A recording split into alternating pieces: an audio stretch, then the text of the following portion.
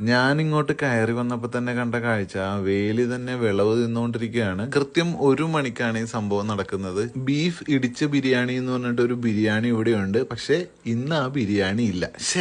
വേറെ എന്തൊക്കെയുണ്ടെന്ന് ചോദിച്ചാൽ നല്ല ചെറിയ അരിയിൽ വേവിച്ചെടുത്ത ചിക്കൻ ബിരിയാണി, ബീഫ് ബിരിയാണി, നെയ്ച്ചോറും ബീഫും, പിന്നെ ചിക്കൻ വരട്ടിയും ഉണ്ട്. ചിക്കൻ ബിരിയാണിയുടെ മസാല ആ റൈസും കൂടി ചേർന്നിങ്ങനെ വരുമ്പോഴുള്ളൊരു രുചിയുണ്ടല്ലോ, എന്റെ ഉണ്ണിയേട്ടാ, അത് പറയാതിരിക്കാൻ വയ്യ. ബീഫ് ബിരിയാണിയിലെ ബീഫ് എപ്പോഴും ഇതുപോലെ സോഫ്റ്റ് ആയിട്ടിരിക്കണം എന്നാണ് നമ്മൾ ആഗ്രഹിക്കുക. ഇത്രയും സോഫ്റ്റ് ആയിട്ടുള്ള ബീഫ് കിട്ടണമെങ്കിൽ നിങ്ങൾ ഇവിടെ തന്നെ വരണ്ടേ.